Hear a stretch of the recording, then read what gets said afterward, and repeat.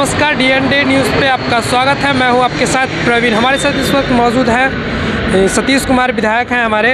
Sir, आपसे मेरा यह सवाल रहेगा कि सर, अभी बिहार में जातीय जनगणना होने वाली है, शुरू भी हो चुकी है। पूरे केंद्र में आखिर क्यों नहीं हो रही सर? आखिरकार मैं आपसे जानना चाह रहा हूँ कि किन लोगों को पेट में आखिर दर्द है? देखिए, सबसे पहली बात तो जातीय जनगणना का इतिहास आपको जानना होगा। साइमन कमीशन 1927 में भारत आया था, ठीक है। 27-28 में साइमन कमीशन भारत में आई थी और साइमन कमीशन ने रिकमेंड किया था कि भारत में जाति को भी शोषण करता है। उसके बाद बाबा साहब जब गोलमेज सम्मेलन में गए और उन्होंने कहा कि इसका सोल्यूशन है कि जब जातीय जनगणना हो जाए, जातीय आधारित गिनती हो जाए कि भाई किस तबके के लोग सप्रेस है, किन के परछाई से लोग छुपाते हैं, किन से सावा बीता धरती छुपाता है, कि इनको देखने से जतरा खराब हो जाता है। ऐसे जो लोग हैं उनको एक सूची बनाई गई जिसको अनुसूचित जाति, अनुसूचित जनजाति, जो जंगल में रहते थे, जिनका वन पे अधिकार था, वन उनके साथ जंगल वास करते थे, उनको आदिवासी का दर्जा मिला। ओबीसी की भी गणना हुई थी।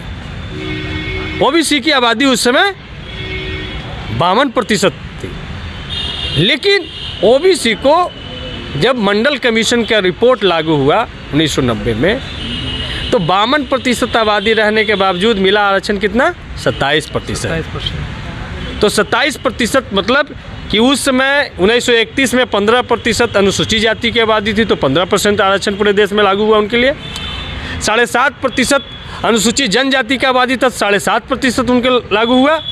तो ओबीसी को भी 52% आबादी था 1931 के जनगणना के अनुसार, तो उनको 52% आरक्षण मिलना चाहिए था, लेकिन उसके बदले मिला 27%। इसका मतलब कि ये तीनों को मिलाइएगा 15%, 7.5% और 27%, तो 49.5% आरक्षण भारत में लागू है।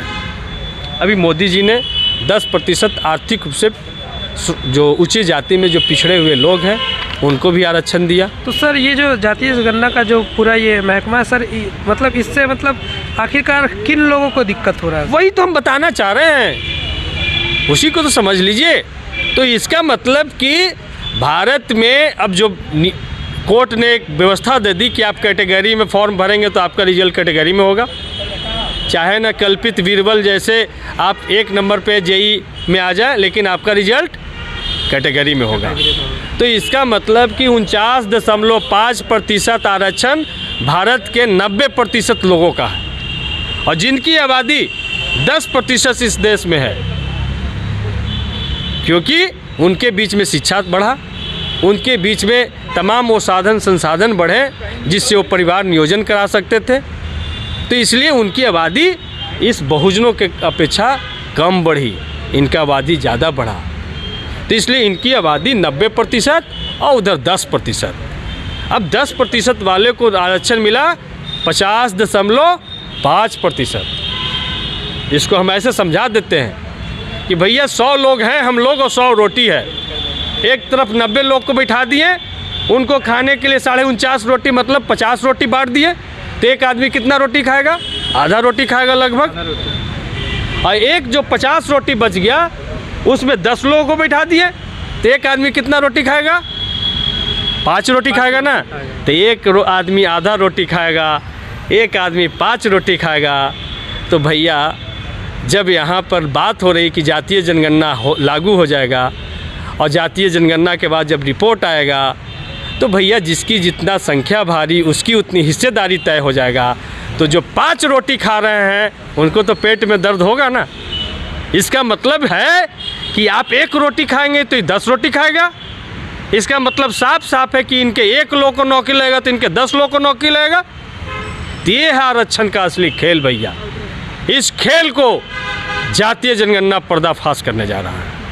इसके बाद भारत के बहुजन समाज के लोग, SC ST OBC माइनॉरिटी के लोग 90% आरक्षण की मांग करेंगे और जो जगदेव बाबू ने सपना देखा था कि 100 में 90 शोषित है, शोषितों ने ललकारा है, धन और धरती राजपाट में 90 भाग हमारा है, 10 का शासन 90 पर नहीं चलेगा, नहीं चलेगा। ये बात आगे आने वाला दिन में ये आंदोलन का सबसे प्रमुख हथियार होगा। इसी वजह से उनको पेट में दर्द हो रहा है, इसी वजह से जातीय जनगणना के खिलाफ में सुप्रीम कोर्ट गए, वहाँ भी मुँह खानी पड़ी। वहाँ भी उन्होंने कहा ये फालतू का चीज़ है, प्रोपेगेंडा फैलाने वाला चीज़ है। राज्य सरकार को अधिकार है कि भाई किस आधार पे किसको कितनी ज़रूरत है विकास का, ये तय करेगा। तो ये तमाम चीज़ें ये पर्दाफाश होने जा रहा है जातीय जनगणना से। इसीलिए जिस व्यवस्था को बनाए रखना चाहते हैं, एक जो कमेरा वर्ग है, कमेरा वर्ग को हमेशा जो गुलाम बनाए रखना चाहते हैं, उनको पेट में दर्द हो रही है। तो देखा, हमारे साथ विधायक जी थे, उनसे हमने बातचीत किया, उन्होंने बिल्कुल साफ साफ कर दिया कि आखिरकार किन लोगों को जातीय जनगणना से पेट में दर्द है। ऐसे ही तमाम खबरों के लिए हमारे चैनल को देखते रहें। धन्यवाद। दीक्षांत से करो फ्री, खुद को स्ट्रेस से। गूगल प्ले स्टोर से दीक्षांत ऐप डाउनलोड कर अपने स्टडी को बनाओ आसान और मजेदार। दीक्षांत देता है topic wise video with animated visuals and concept by the study materials. हमारे YouTube चैनल को सब्सक्राइब और Facebook पेज को लाइक करना ना भूलें। धन्यवाद।